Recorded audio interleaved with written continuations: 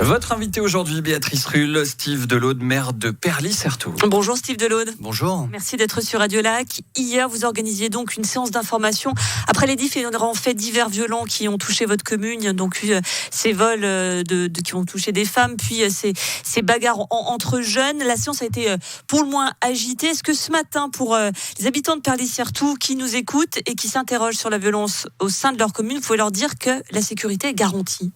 Alors, moi, je ne suis pas détenteur de la sécurité sur la commune. Moi, ce que je peux dire aux habitants, et j'espère que c'est aussi le message qu'ils ont entendu, c'est que la police fait énormément de choses pour garantir la sécurité. On a eu une augmentation drastique des patrouilles, que ce soit en civil, que ce soit des patrouilles normales. On a eu les patrouilles équestres. Enfin, il y a énormément de monde. Il y a les gardes frontières, il y a la police municipale qui patrouille aussi. Donc, qu'est-ce qui doit être fait? Je ne sais pas. Je pense que, en tout cas, tout ce qui est fait est déjà beaucoup. Mais après, on peut toujours essayer de faire plus. Vous évoquez les moyens qui ont été mis en place. Or, hier, lors de cette séance, les habitants réclamaient plus de patrouilles, plus de douaniers, de la vidéosurveillance. Alors, ça veut dire quoi? Que le ressenti n'est pas la réalité ou bien que ce n'est pas assez efficient? Je pense qu'il y a probablement une question de ressenti. On voit malgré tout, force est de constater qu'avec l'augmentation des patrouilles, il y a quand même eu encore des événements qui se sont produits. Donc on peut se dire que c'est pas assez. Ensuite, il y a d'autres choses qui sont faites derrière, parce qu'on a évidemment la partie visible où la police, où on essaie justement d'avoir une forte présence pour dissuader aussi et puis rassurer les gens, pour que les gens ils se rendent compte aussi que la police elle est là pour les protéger au jour le jour. Et puis parallèlement, après la justice fait une enquête derrière pour attraper les délinquants. Une situation particulièrement tendue, je le disais, puisque hier, des habitants ont dit qu'ils allaient s'armer. Ils menacent même de créer une milice. On voit que la situation est extrêmement tendue actuellement à Perly. On a pu évidemment mesurer l'émotion qu'il y a dans le village. Alors évidemment, moi j'y habite aussi, donc je suis concerné au même titre. Vous avez peur quand vous vous baladez à Perly? Non, vous ou honnêtement pas. Votre femme peut-être, en l'occurrence, c'est plus les femmes qui sont visées. Je dirais qu'on essaye de pas céder à la panique. Ma femme circule librement, mais c'est vrai que des amis lui disent mais tu es folle de circuler comme ça. Il y a une vraie peur. Après, est-ce qu'elle est justifiée ou pas? Ça, c'est autre chose. Mais on sent effectivement une inquiétude chez les gens. Mais je rappelle, certains qui menacent de former des milices, c'est quand même extrêmement grave.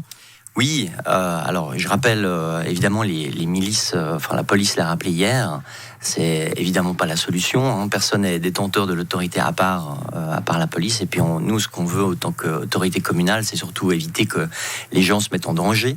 Déjà, parce que vous faites une milice et puis vous prenez le risque aussi d'être blessé vous-même. Et puis la police l'a dit, de commettre des actes qui pourraient faire que vous soyez poursuivi. Donc évidemment, il y a tout un réseau de forces de l'ordre qui est là, et c'est à elle qu'il faut qu'on fasse appel, que les gens fassent appel si quelque chose se passe. La police justement qui donne quelques conseils: promenez-vous à plusieurs, ne montrez pas vos valeurs, le téléphone portable ne doit pas être utilisé dans la rue, oubliez votre sac à main pour des balades dans la commune. On parle quand même d'une commune de 3000 habitants, très paisible. On peut comprendre que quand même les habitants ne comprennent pas que ce soit à eux de changer leur habitude finalement, alors qu'il y a une criminalité dont ils ne sont pas responsables qui arrive dans leur commune.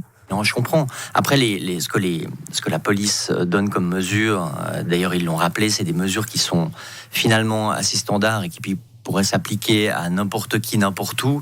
Alors ils nous ont présenté aussi les statistiques cantonales pour donner un peu de perspective par rapport au vol à l'arraché, où il y en a effectivement sur le canton énormément. Donc ça, c'est évidemment des mesures que tout un chacun pourrait mettre en place n'importe où.